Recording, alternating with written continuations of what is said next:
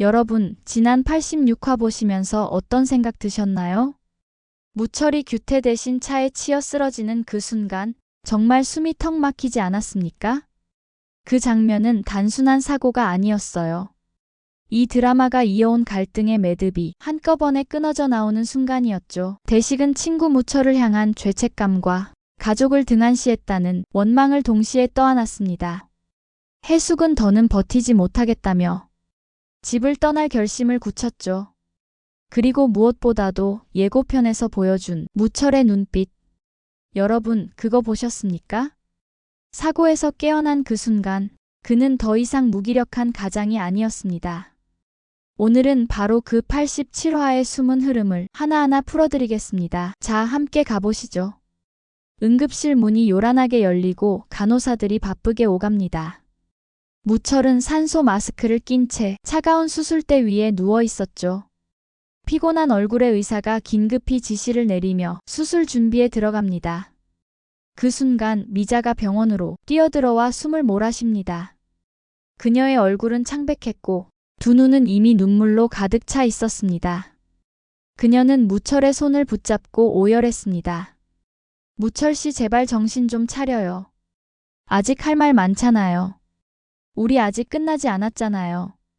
여러분, 그 목소리는 단순한 애절함이 아니었습니다. 그녀의 마음속 깊은 곳에 숨겨진 후회. 그가 늘 자신을 위해 희생해왔다는 걸 알면서도 지켜주지 못했다는 죄책감이 함께 섞여 있었죠. 뒤늦게 병원에 도착한 대식은 그 광경을 보고 그대로 무너져 내렸습니다. 그의 어깨는 축 늘어졌고 얼굴은 잿빛으로 굳어 있었습니다. 그는 떨리는 목소리로 중얼거렸습니다. 무철아, 내가 널 이렇게 만들었구나. 이게 다 내 탓 아니냐, 제발 버텨다오.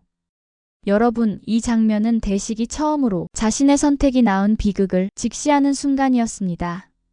그는 늘 친구를 지킨다고 말했지만 정작 그 결과는 친구를 벼랑 끝으로 몰아넣고 있었던 거죠. 그런데 말이에요.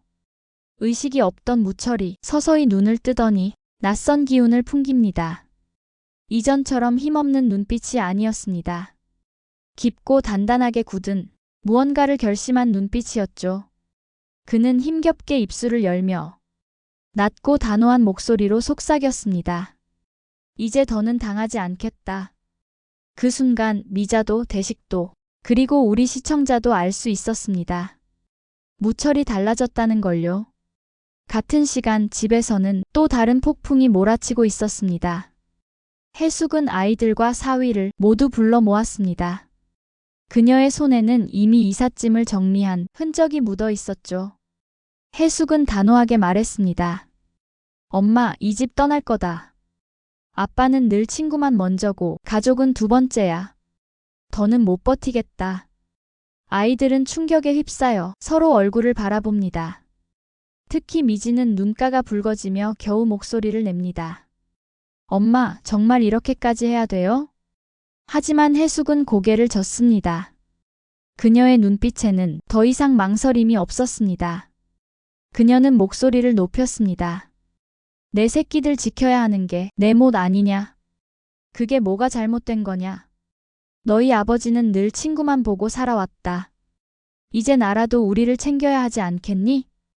여러분, 여기서 느껴지시나요? 이건 단순히 돈 문제나 생활고의 문제가 아니었습니다. 해숙의 말 속에는 수십 년간 쌓여온 서운함과 상처가 녹아 있었습니다. 늘 가족은 당연히 따라와야 할 존재로만 취급했던 대식에 대한 깊은 원망이 폭발한 것이었죠. 그리고 이제 그녀는 마침내 행동으로 옮기기로 한 겁니다. 수술을 마치고 퇴원한 무철은 지팡이의 의지에 규태의 부동산 사무실로 향합니다. 걸음은 힘들었지만 눈빛은 오히려 날카롭게 빛나고 있었죠. 문을 열고 들어서는 순간 규태는 눈을 동그랗게 뜹니다. 곧이어 그는 비웃음을 터뜨리며 말하죠. 야, 넌 아직도 안 죽었냐? 그 꼴로도 날 맞겠다고 온 거야? 하지만 무철은 예전처럼 움츠러들지 않습니다. 오히려 침착하게 그러나 차갑게 응수하죠. 규태야, 네가 망가뜨린 게 뭔지 알아? 내 인생, 내 가정, 그리고 대식이 삶까지. 이제 그 대가를 치를 때가 왔다. 여러분, 이 장면에서 무철은 완전히 달라진 존재였습니다.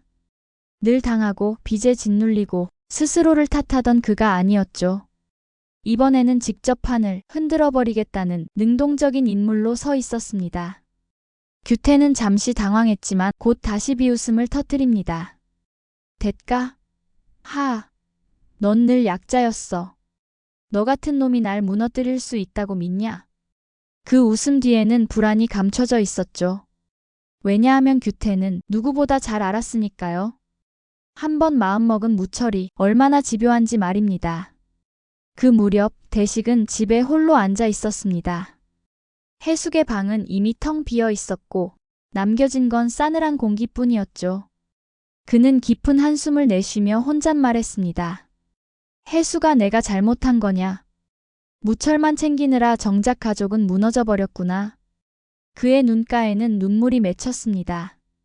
평생 가족을 위해 살아왔다고 믿었지만 지금 눈앞에 펼쳐진 현실은 가족의 붕괴였죠. 그런데 그 순간 한 통의 전화가 걸려옵니다.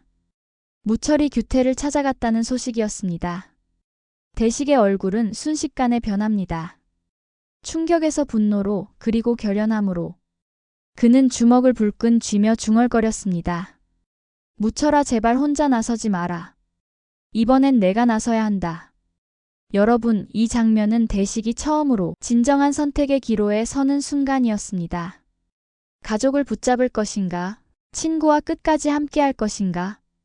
그의 결정은 단순히 한 집안의 문제가 아니라 앞으로 펼쳐질 사건 전체의 흐름을 바꾸게 될 겁니다. 규태의 사무실.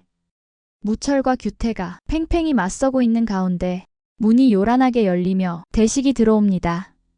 그의 얼굴에는 흔들림이 없었습니다. 그는 규태를 향해 단호히 말했습니다. 그만해라, 규태. 이제는 내가 내 죄를 막아야겠다. 무철은 놀란 눈빛으로 대식을 바라봅니다. 그 눈빛 속에는 안도와 두려움이 뒤섞여 있었습니다. 그는 속으로 생각했죠. 대식아, 네가 왜 여기까지 왔니? 규태는 비웃음을 거두고 대신 음산한 미소를 지었습니다. 좋아, 둘 다 와라. 어차피 넌 가족도 잃고 친구도 잃게 될 거다. 여러분, 이 장면에서 긴장감은 최고조에 달합니다. 세 남자의 과거와 원망, 죄책감과 배신이 한 공간에 모여 폭발 직전이 된 순간이었죠. 그리고 바로 이 순간 예상치 못한 반전, 예를 들어 숨겨진 계약서나 비밀 녹음 파일 같은 증거의 등장이 분위기를 완전히 바꿔버릴 가능성이 큽니다. 같은 시각 해숙은 짐을 싸며 눈물을 흘립니다. 손은 떨리고 마음은 요동쳤습니다. 그녀는 속으로 중얼거렸습니다. 내가 떠나면 대식은 무너질까? 하지만 남으면 내 마음은 끝내 산산조각 날 거야. 그녀의 눈에는 아직도 대식을 향한 애정이 남아 있었습니다. 하지만 그 애정은 오랜 상처 위에 덮여있는 작은 불씨일 뿐이었죠. 한편 병원에 남아 무철을 지켜보던 미자는 조용히 마음을 다잡습니다. 그녀는 속으로 다짐했습니다. 이제는 내가 나설 차례야. 무철 씨도 대식 씨도 다 놓칠 수 없어. 여러분 보셨죠? 두 여인의 결단은 결국 서로 다른 길에서 같은 폭풍 속으로 들어가는 것이었습니다. 정리해보면 87화에서는 무철의 사고와 달라진 의식과 결심, 해숙의 가출 선언, 대식의 내적 갈등과 선택, 규태와 세 남자의 폭발적 대면, 그리고 두 여인의 눈물 어린 결단. 이렇게 5갈래의 사건이 동시에 폭풍처럼 몰아칩니다. 여러분, 정말 숨막히지 않으셨나요? 앞으로의 이야기는 더욱 거세질 겁니다. 그렇다면 다음 주는 또 어떤 일이 벌어질까요? 절대 놓치지 말고 함께 지켜보시죠.